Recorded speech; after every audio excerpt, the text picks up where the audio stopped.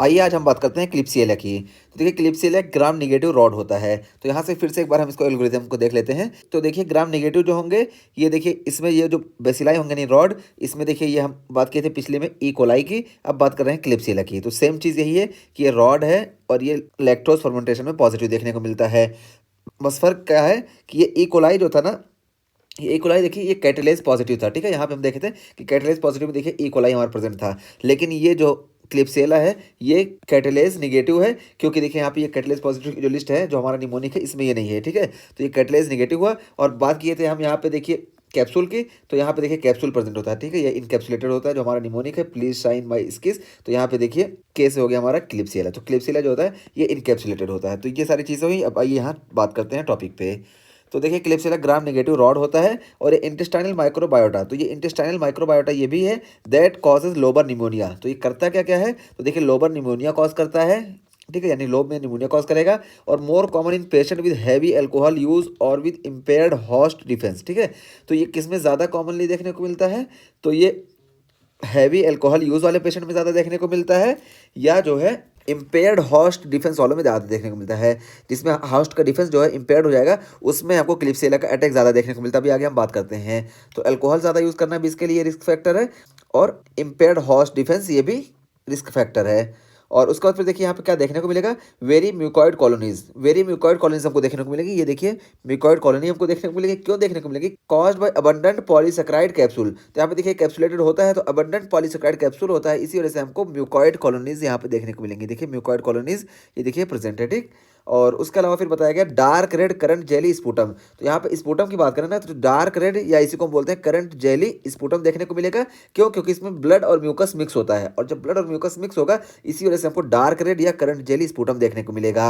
और उसके अलावा देखिए also cause of health care association UTIs. तो हेल्थ केयर एसोसिएटेड यूटीआईज हमको देखने को मिलता है, ठीक है।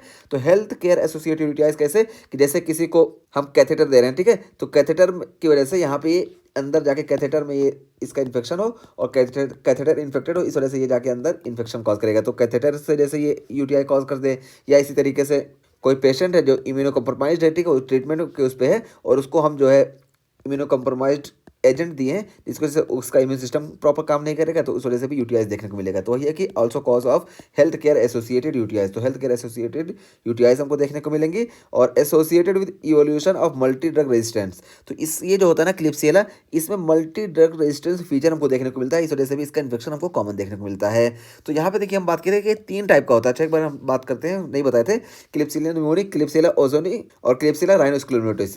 इसमें से मोस्ट कॉमन हमारा क्लिप्सिला निमोनी ही होता है, और यहाँ पे मोस्टली जो बात की गई है सारी ये क्लिप्सिला निमोनी की ही बात की गई है। तो क्लिप्सिला निमोनी की हम बात कर रहे हैं, तो ये सारे फीचर देखने को मिले।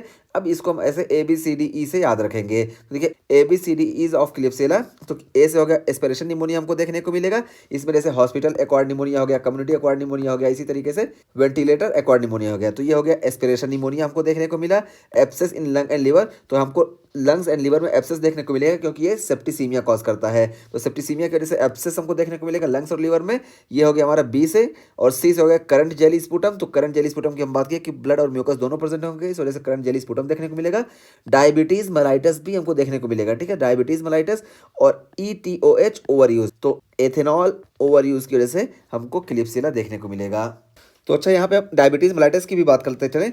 तो डायबिटीज़ मेलाइटिस में हमको क्यों देखने को मिलता है कि डायबिटीज़ मेलाइटिस के जो पेशेंट होते हैं इनमें इम्यून सिस्टम पहली बात कमज़ोर होता है, एक चीज़ हुआ। और दूसरी बात, डायबिटीज़ मेलाइटिस के जो पेशेंट होंगे इनमें ग्लूकोज का लेवल जो होगा, ब्लड शुगर, ये हाई होगा। जब ब्लड शुगर का लेवल हाई होगा ना, तो ये फेवरेबल कंडीशन क्रिएट करता है क्लिप्सिएला के लिए।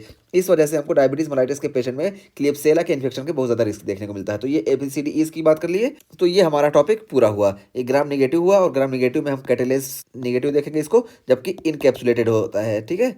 और उसके अलावा जो है ये ABCDE से इसके हम सारे फीचर याद रखेंगे। एस्पिरेशन निमोनिया देखने को मिलेगा, abscess in lung and liver देखने को मिलेगा, करंट जेली स्पूटम देखने को मिलेगा, डायबिटीज मेलाइटिस में ये ज़्यादा कॉमन होता है, और ETOH यानी एथेनॉल ओवर यूज यानी अल्कोहल यूज की वजह से हमको ये ज़्यादा देखने को मिलता है। अब आइए बात करते हैं कॉम्पिलोबैक्टर जेजुनी की।